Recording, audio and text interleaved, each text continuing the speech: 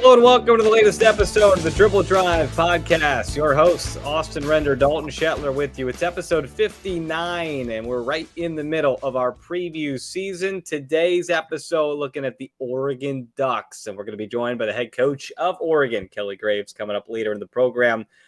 Thanks for joining us. Dalton, how are you, man? I'm doing good. How about yourself?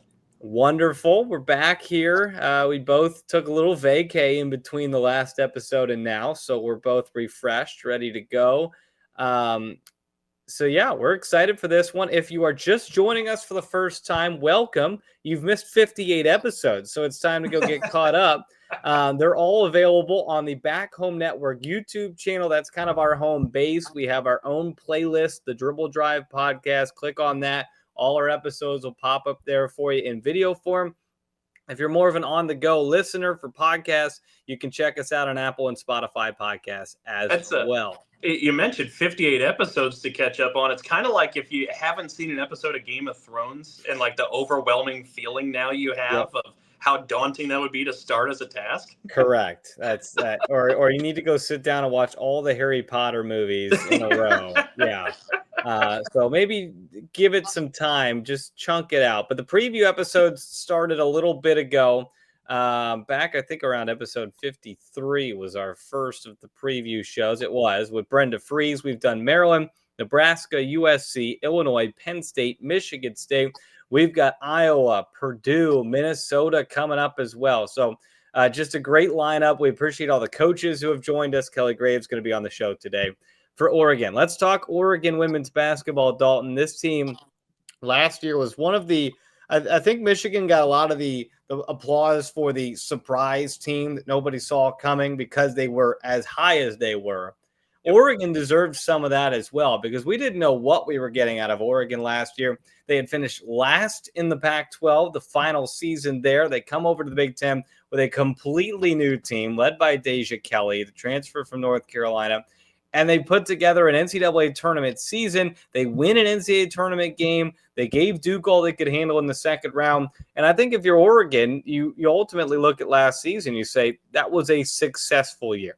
No, I think you're absolutely right. And you mentioned the NCAA tournament win. That was against a really good Vanderbilt team that they were able to knock off. And even played with Duke in that second round game of the NCAA tournament. But this is a team that you and I, Austin, kept talking about throughout the course of last season, that it felt like when we were judging the entire group of the Big Ten, their ceiling just wasn't as high as maybe some of the other teams' ceilings. But that being said, I felt that they had accomplished their ceiling. I thought that you were getting just about everything you could out of this Oregon team. And it was a team, Austin, and I'll be curious to ask Kelly this in a little bit, that whenever they popped up on the schedule, you kind of groaned. You're, we got to play them. Like, they just make everything so hard. They're so tough. They're so physical. Like, that's one of those games you don't ever look forward to actually playing because they're just such a hard opponent. And they won a lot of games playing that type of way. But I think, I'll be curious again, we'll ask Kelly, but I think that might be the best compliment we could pay what last year's team was gosh, you just didn't want to play them. You were beaten and bruised after you played the Oregon Ducks. They were in your grill defensively. They were a team that beat you by committee. Deja Kelly was their best player, but they had so many pieces, Philly Che and Peyton Scott and Mevius and Muhammad and all these names you can throw out there because they had a million players that averaged between 6 and 11 points a game. Yeah. And that's how they did it last year. Now, the big thing for Oregon this year is it's similar to last year where they're going to be a pretty new looking team. Yeah. It's a little bit different because they do bring back some talent. They didn't bring back much of anything. Philly Che was the only player that had really played for Oregon. Peyton Scott had redshirted, but Alicia Mevius comes back.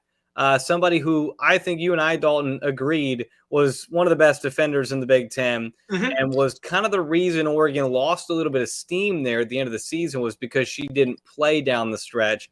Amina Muhammad comes back, a lot of size and physicality there. And then Sophia Bell and a couple other, I think Atute comes back as well, another bench option who had great games against Indiana. And then you look at, if you're watching us on YouTube, you circle the transfers. Yep. Mia Jacobs, big pickup from Fresno State. Curious to hear Kelly's thoughts on her. Astira Tahina from Washington State, another nice piece. And Avery Kane didn't get a lot of playing time at UCLA, but somebody who's seen the Big Ten at its highest level at UCLA. So you would imagine she's going to be a nice piece for Kelly Graves in Oregon. They bring in a nearly top 50 freshman in Janiah Williams as well. So it'll be a new-looking team, Dalton, but I'm curious with Coach Graves if the strategy is still there to be a defensive-first team, to be an offense by committee, or is Mia Jacobs the type of player you bring in from Fresno State, she averaged over 18 a game, and say, here's the keys, drive. I'm very curious what their strategy will be. You nailed it. That's exactly my curiosity as well. And you know, it's funny. We talked on episode 53, as you mentioned, at the beginning of this preview series with Brenda Fries of Maryland. And she says, you know, I have a philosophy, a way I like to coach, but depending on the roster we have to adjust things at times. And when you're retooling a roster like Oregon has the last couple of years, you imagine you can't just copy and paste what exactly it was. Maybe you try to use it as an inspiration point and you aspire to certain elements of it. But I'm curious if his philosophy is this roster and personnel is so close to last year's that maybe they could try to replicate that, or if they're going to have to switch gears. It's going to be pretty interesting.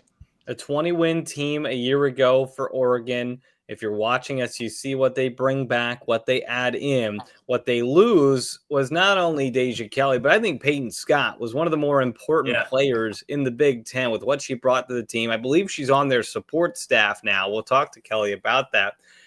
Philly Che and the size and the problems that she presented. That is not coming back either. So they do lose a lot. I right now have them in my live rankings around 12-13. Somewhere in that range. And again, last year, 12 teams made it to the tournament. So 12-13, you're not necessarily out of a tournament conversation. I find them to have some of the more them and Indiana are right there at 12-13 for me as the two teams out of the top 13 from last year, because right now I don't have any overlap. I have the top 13 still the top 13. Mm-hmm. But they're the bottom of that because I think they have the most question marks. Yeah. Indiana obviously does. They only return Shea Chesky. And for Oregon, to me, the question mark is, okay, you lost like the head of the snake in Deja Kelly, the energy bunny in Peyton Scott, and the size in Philly Che. So there's a lot of question marks to me about Oregon, which is why I have them at 13. Would I be shocked if they put it together? They're a top 10, top 8 team in the league? No, absolutely not. The margins between these teams are going to be so small, and I think everybody is going to be better. Like the whole league I think is going to take this little step. It's going to shrink. We thought it was convoluted in the middle of last year. I think it's going to be even more convoluted this year because I think Penn State could throw their hat into the ring. I think that some of these 10-8 teams could end up being 11-7, 12. I think we're going to get more teams around the 11-7, 12-6 range even than we did last year. It's going to be another muddied middle. But I kind of have them just at the bottom of the upper tier of the Big Ten. Yeah. No, and I think that's fair. I still, every time you say that, I'm like, I really should put pen to paper and start scribbling out what I think. But I think you're right. I think when you look at the groups, and as we highlighted the top when we talked about it, I mean, we all like UCLA. We all like Maryland because we know what some of those pieces, even if they're new, like a Yarden Garzone, we know what Garzone is. Mm-hmm. We know what Kayleen Schmeichel is. Yep. Michigan, we saw that same class as freshmen. Michigan State, we talked about the returners last week on that episode. There are so many knowns with the teams that we're putting at the top. Those unknowns, and Oregon, Indiana would fit those. USC fits an unknown, but almost at a different level because they were competing for a Big Ten title last year. Yes. But I think it's fair assessment and it's logic how we're trying to group these teams in the preseason. And it's also really interesting to me that right now my 12 and 13 in the league are Indiana and Oregon. And I think those are two of the better coaches that we have in this league, in Terry Moore and Kelly Graves. So, like, would I be shocked if either one of them figures out how to work with the roster they've got? Absolutely not. That would not shock me in the slightest. We've talked about how good the coaches are in this league, and Oregon is no different in that. I mean, this is a team that, Dalton, you don't have to go back that far in time. they're the team. They were in that group with South Carolina and Stanford and Notre Dame, where you're like, every year Oregon's just going to be there. And it kind of was surprising as quick as it fell off. And all of a sudden in 2023, 24, they're the last place team in the Pac-12. And you're like, what happened? And the way that they quickly put the pieces together last year, I think that's the tell of a good program. When you can put a bad year, you don't let a bad year become multiple bad years.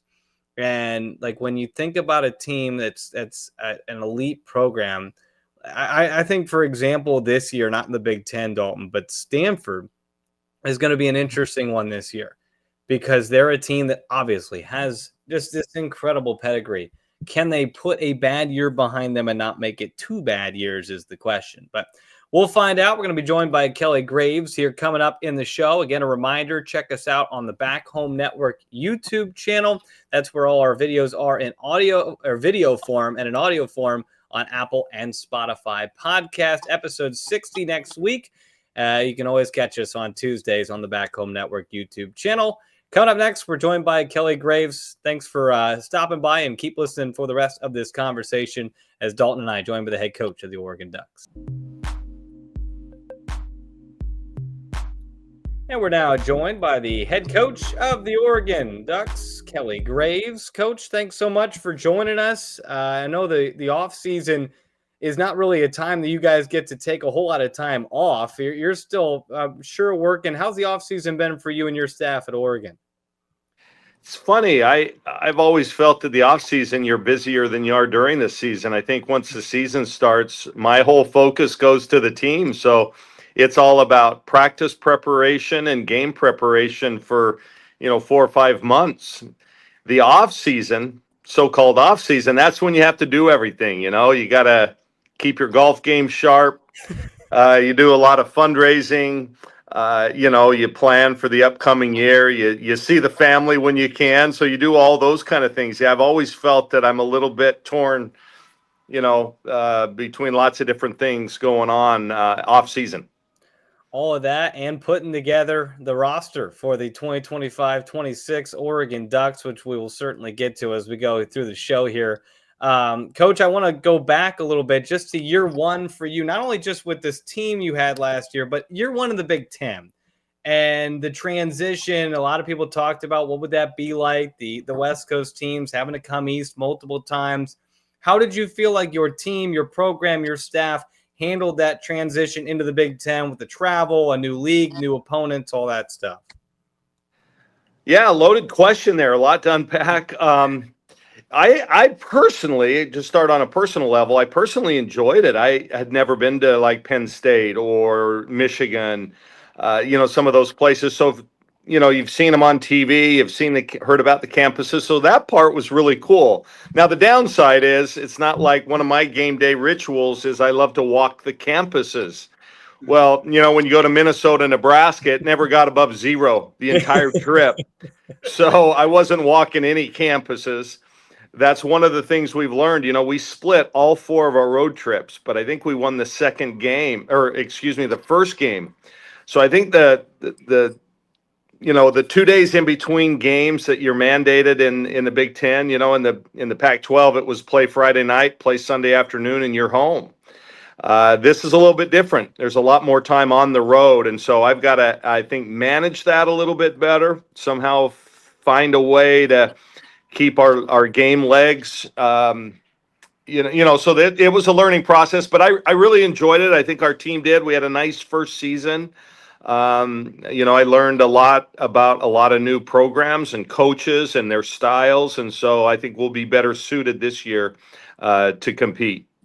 I can imagine that's an ever-going challenge to try and figure out some of those travel logistics. But, you talked about some of those road swings, and one of the visits you made was to Michigan State. And, of course, I'm the radio guy at Michigan State, and your Ducks got the win in East Lansing. And it was funny because I was telling Austin, we were talking a little bit about your team. I said, I think the best compliment I could give Oregon is when that game was coming up, I looked at the schedule and was like, I just don't want to play them. They make every pass a little bit harder. They make it harder to handle the ball. They make everything difficult and just grind you to death on defense. Do you see that as a good compliment? Is that the thing that brings you pride when you hear that?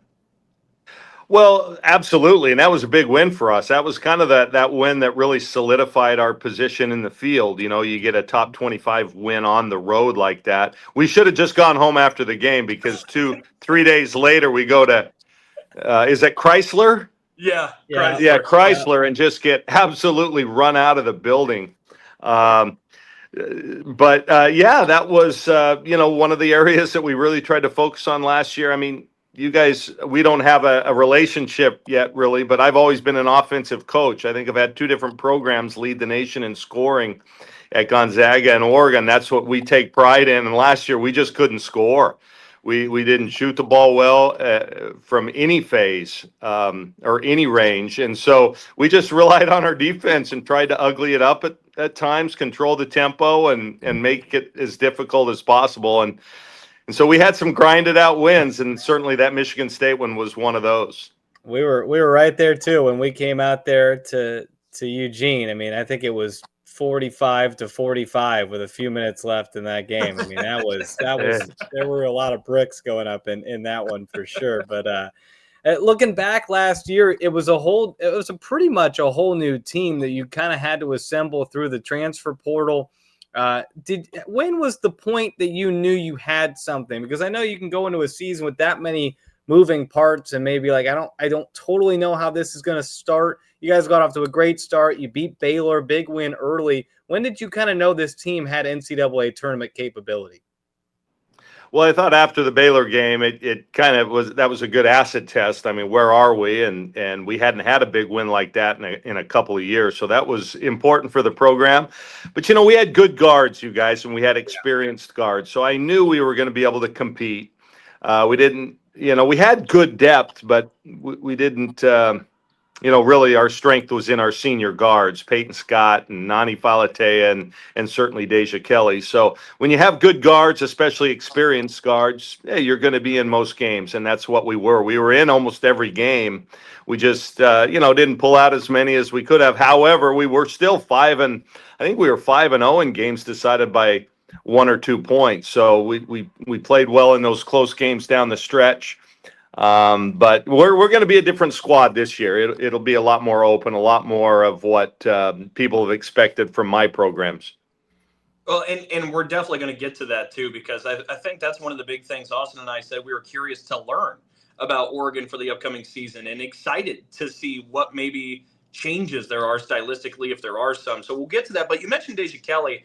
I was curious, how critical was it to have somebody like her who, as you said, last year's team struggled to score? She immediately ignited some scoring to your team, but also now you can go to transfer prospects and say, hey, look, Deja came here for a year. Look how that worked out. That was a pretty good thing. It could work for you too. Do you use that in recruiting? Oh, absolutely. Yeah, absolutely. Deja was important to us in a lot of different ways. She obviously produced on the court, but, just public relations wise, we'd lost some transfers in the last few years and there were questions, I think, surrounding the program. And I get it. I've been doing this a long time and you have some good years and you have some bad years. And we needed a kind of an infusion of not just talent, but energy. And I think Deja gave us that. She kind of gave us some credibility and went from there. Yeah, she had a great year. Her scoring numbers were down, but every other measurement was up. Her efficiency was way up. Yeah, she was really important to us and sure, a poster child for what that fifth year can do for you. And someone that she didn't get nearly the limelight that Deja Kelly did, but I thought Peyton Scott, one of the most important players in the Big Ten, to what you guys were doing. I saw she's been added to the support staff as well. Just kind of talk about your relationship with her and how important she's been for the program and what she can still do now in this role. Well, Peyton's amazing. I mean, she's going to have my job someday. She was born to be a coach. She's a great leader on the court. Was our heart and soul the last couple of years. Unfortunately, she was injured 2 years ago, and it really hurt us. But last year, just had an amazing year, scored over 2,000 points in her career. And so she was a no-brainer when we had a new position open. We created a new position. It was a no-brainer. She wants to get into business. It was really kind of funny, though, fellas. This is the day and age we live in. When she, made signed the written offer, right? Accepted the position. She saw the salary and she goes, "Coach, that's less than I was making in the NIL." and I go, "Guess what, Peyton? Welcome to the real world. What these kids have been living in is not really the real world." So she had a rude awakening, but we're really happy about having her. She's going to elevate the program even more.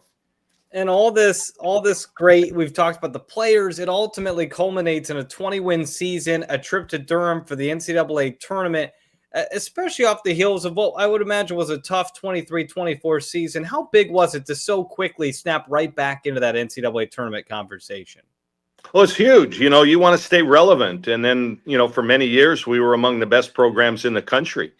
And, we took a step back. It happens. I didn't manage the salary cap that well, so to speak. I didn't manage this whole NIL or the portal. Last year was really the first year we were active bringing kids in the portal. The year before, I thought, what, let's go with these young kids, and I believe in them. And you had a couple of injuries and a short roster anyway, and things, just spiraled.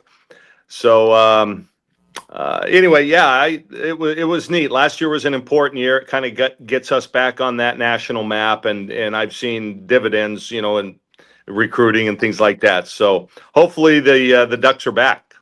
The Ducks are back in a row. We like that that type of word of joking here on the show. But Kelly, I wanted to ask you too. You alluded to a little bit earlier that this next year, the 2025-2026 Oregon Ducks, they're going to look maybe a little bit different. They're going to be a little bit different than what was in the past. How so?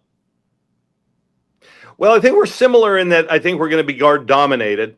We talked about the portal. We were one of, I think, only 3 or 4 Power 4 schools that didn't lose anybody to the portal. So all 9 of our returners that could have returned did return.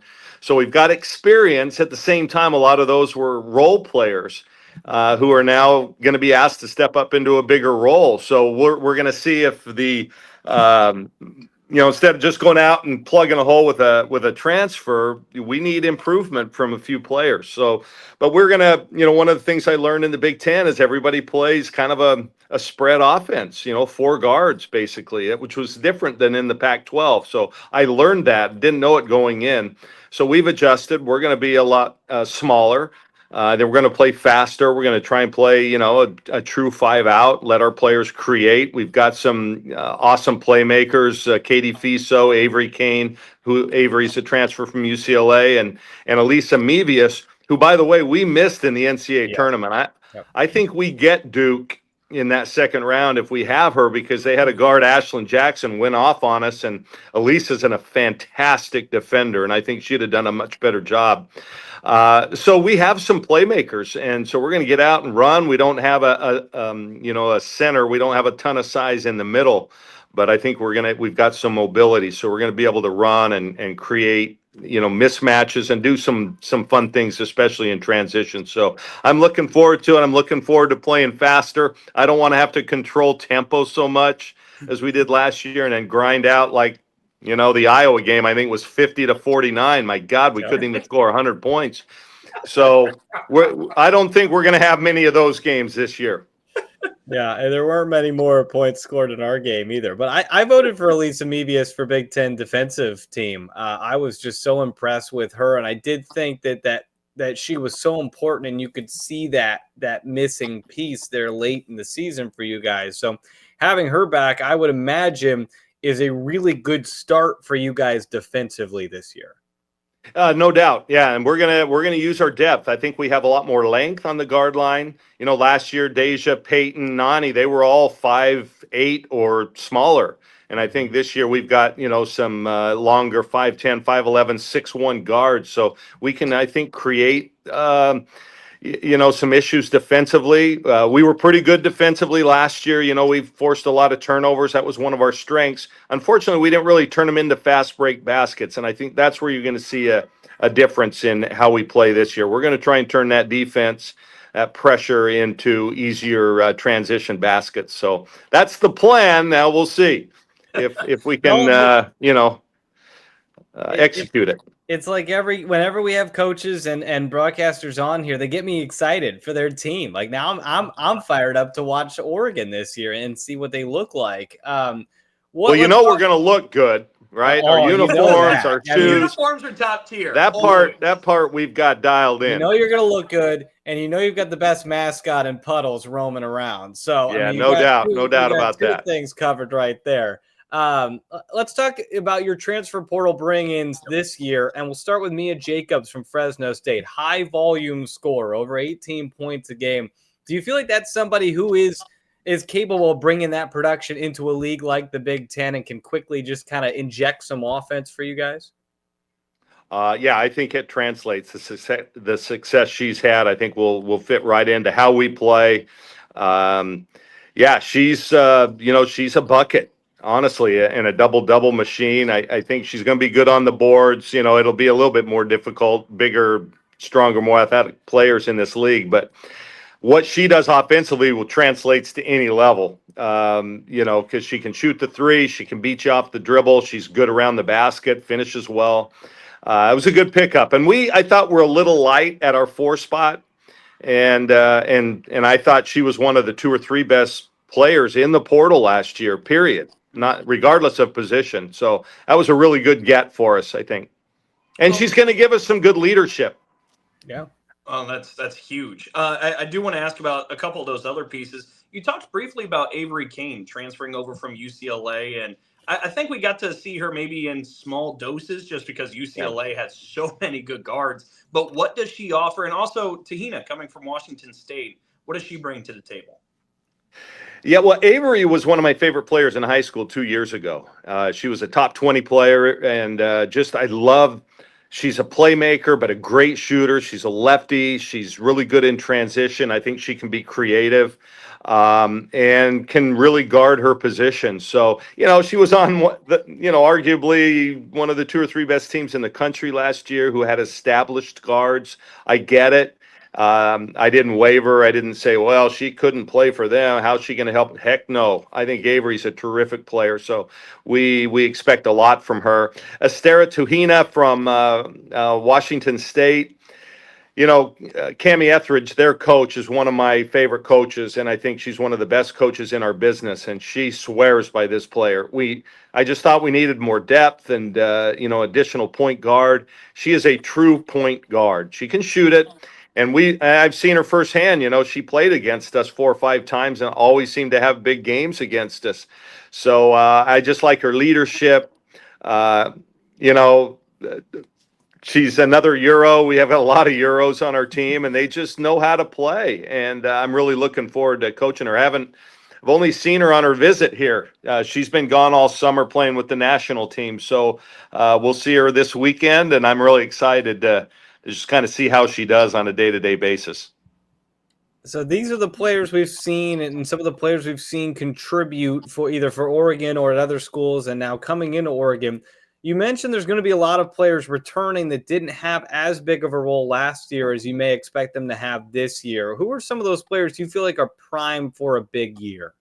Well, 2 of our inside players that at least one of these need to have a breakout year, and hopefully both.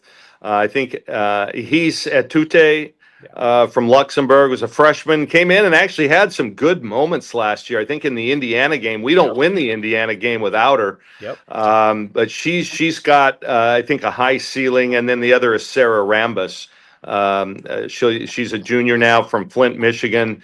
Sarah's got all the components to be a really good player. Now she's going to have opportunity, a lot more opportunity. And so one of those 2, I think, really need to step up and have significant years. Amina Muhammad inside, she's, started for us most of the year last year and is back. I think she can produce a little bit more. And then, our guards like Sophia Bell, who, by the way, you guys should be the poster child for, you know, student athletes in general and how impactful they can be. You know, she graduated here in 2 years. So she is Wow. now a University of Oregon graduate. She's starting her MBA. She got the prestigious Nike internship, so she's been in Beaverton all summer doing that. She won the University of Oregon Sophomore Student of the Year, not student athlete, Student of the Year. So you know, Sophia's started for us off and on. She's got to have a big year. This is her junior year. I think she needs to kind of really step it up a little bit more for us. Not that she hasn't, but I think she can produce a little bit more and be more than a 3-and-D kid for us. But there's a lot, you guys, that, you know, there's a lot of moving parts, and everybody needs to improve just a little bit. Dalton, were you the sophomore standout at your school? I didn't stand out of anything. I did finish in 3, but 2, I don't know how that's even possible. Hats off to Sophia. That's really impressive. Yeah, she is, you guys. She's she's one of those that will change the world someday. And I've had a few of those here in this program. You know, Satu Sabali, I still think will be the Chancellor of Germany someday. I mean, she's an incredible human being. I think it's been documented what Sedona Prince did here in terms of changing the NCAA tournament format, things like that. And then somebody like Sabrina, who's, you know, she's changing the world every day. Look at that shoe and how well she's been doing in that regard. It's incredible. Those are some nice kicks. I do also want to ask you, too, because we've talked a lot about returners. We've talked about the transfer additions. What about the freshman class? What can you tell us about Janiah Williams, Sarah Barhum? Is that how you pronounce it? Or correct me, please, and tell us about those two.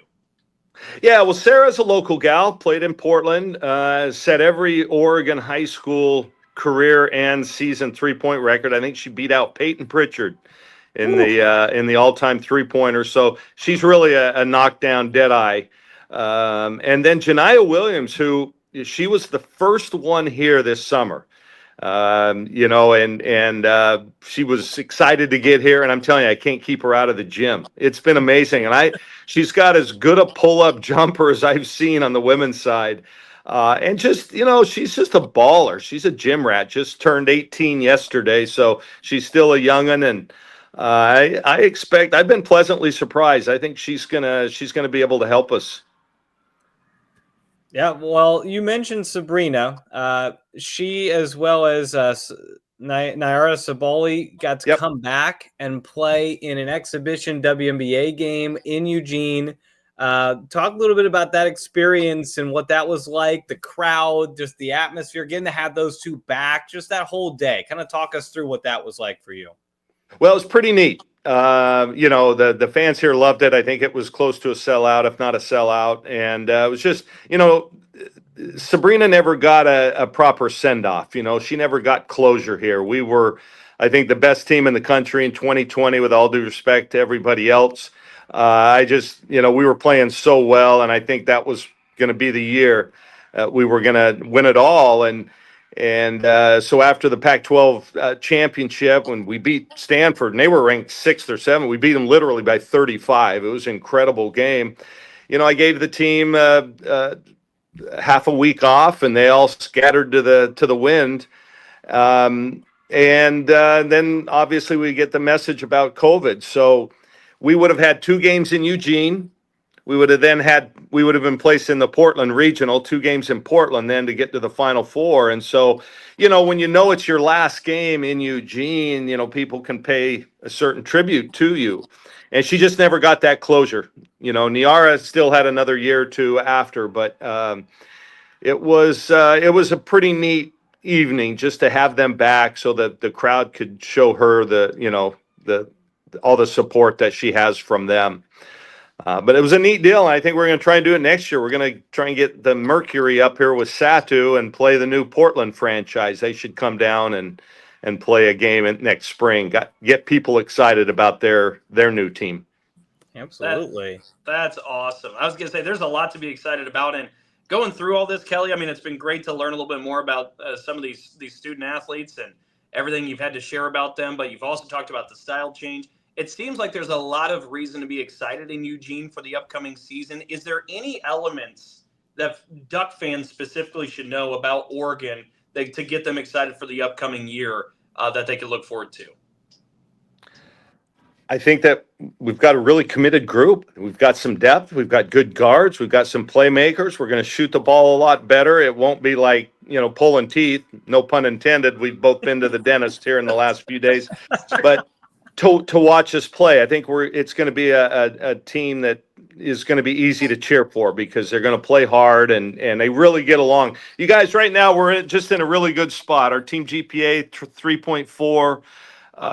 We have good kids. They've bought into Oregon and now we just got to go out and win a few more games and see if we can compete for some kind of a championship in this conference. I think we're still a ways away from that, but we're going to be a tough out on any given night for sure.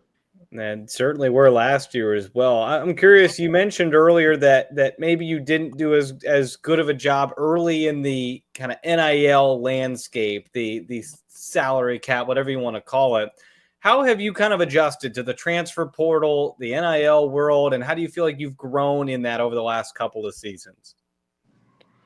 Well, first, I've recognized that it exists. I think a lot of us older coaches that have been doing this for a while, may have been a little reluctant in all this because I'm not sure that change is always positive. And there's been some negatives with this as well as, certainly many positives. So I think I was just a little slow to adapt and, maybe thought, well, we can do it this way and it's still probably going to be good enough to get it done. And I realized that I was wrong. So we pivoted and, and embrace the transfer portal, and it's paid off. So, we'll see this year. It just goes to show you can teach old dogs new tricks, and it took, like I said, I've learned you either come to grips with it or you leave the business, and we've seen a lot of coaches leave. In fact, some of my good friends, coaches that I got in the business with decades ago, hung it up last year.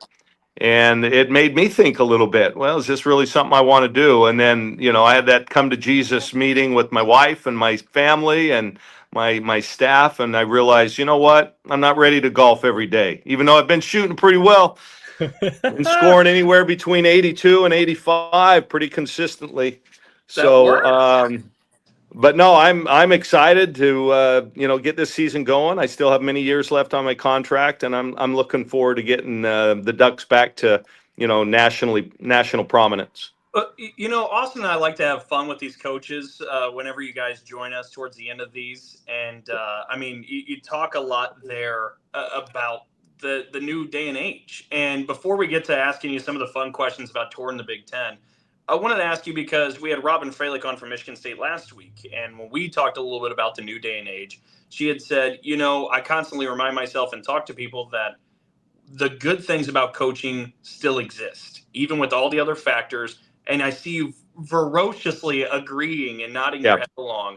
What are those things to you? What are those good things that still remain even in this new day and age? I think coaches can have a huge impact still on young people's lives. A lot of them, and some of them need more direction than they've ever gotten because oftentimes they're not getting it at home like we did in my generation, and so you can have an impact on their lives. And I get feedback all the time, some negative as well, but a lot of positive ones. I get those texts, Coach, thank you so much for everything you did and taught me this, blah, blah, blah.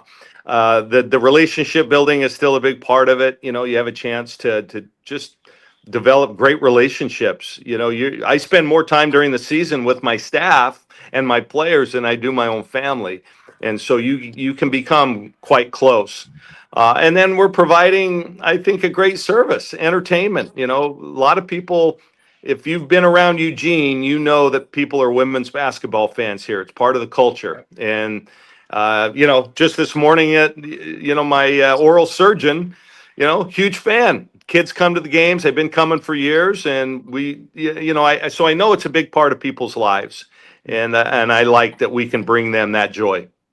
Oregon was kind of on the front end of this big attendance boom that has come about with women's basketball with those Sabrina Ionescu years where there were some huge crowds coming to those. Speaking of crowds, you saw plenty of them around the Big Ten this year. We like to ask coaches who have been around a lot their favorite places to go. You've only been to the conference 1 year. You only went to half the places, but where was your favorite place that you got to go? I know you don't get to do as much exploring because it's freezing out here, but where were your favorite places, the venues you got to coach in this past season? Well, it being at Michigan, I thought was pretty cool. We played at Michigan at Ohio State. Now, I'd coached at Ohio State and Michigan State before, but I'd never been to Michigan. That was great. I was really impressed with Nebraska. I liked their arena. I liked their fan support. I liked their fans. It was a heck of a game. One of the few games we actually scored. Minnesota was cool. What do they call that? The barn. The barn. Yep. I didn't. I sat down with the team. Underneath the court, I didn't trust. I'm a bigger guy, and I did not trust that little stool that they have you sit on. There's no way I am gonna risk the embarrassment that would be me breaking that thing. So I logged a few steps up and down. I thought that was pretty cool. Penn State was neat. I don't know. And again, this year we get to play at those areas that we didn't last year. So I've never been to Rutgers. I've never been to the University of Maryland. So to go to those campuses will be a first. I've never been to Bloomington, quite frankly. I've coached at Purdue before, but never in Bloomington. So I'm looking forward to that. And then Iowa, of course, with all their fan support. I've coached there before, but certainly they didn't have the following that they do now. So it's going to be another great season in the Big Ten. I'm looking forward to it, and hopefully we can compete. We used to always say that Bloomington was the vacation spot of the Big Ten before the West Coast schools joined, because we were the southernmost. We were the southernmost group, but now we got better spots out there west. But I hope you enjoy your time in Bloomington. We love it here, and I'm sure you'll have a good time. Go get something good to eat. That's the key. There's good downtown eateries. Yeah. Well, you guys will have to send me some recommendations. You've been everywhere. That's one of the things we're still struggling with. We don't have the routine down. We don't know where to go. And, so yeah, if you have any suggestions, let me know. Absolutely. I'll hit you up with a list of them for Bloomington for sure. Coach, thanks so much for doing this. We really appreciate it. You've got me excited to watch some Oregon basketball this year. And I know if you've got me excited, I know you've got your Duck fans excited as well. We appreciate your insight into your team, and best of luck this upcoming season. Thank you, fellas. Appreciate it. That was Kelly Graves, the head coach of Oregon, joining us. Again, we are on the Back Home Network YouTube channel. Find all our episodes there, as well as Apple and Spotify podcasts. We're back next Tuesday with another episode. Until then, Austin and Dalton and Coach Kelly Graves, and so long.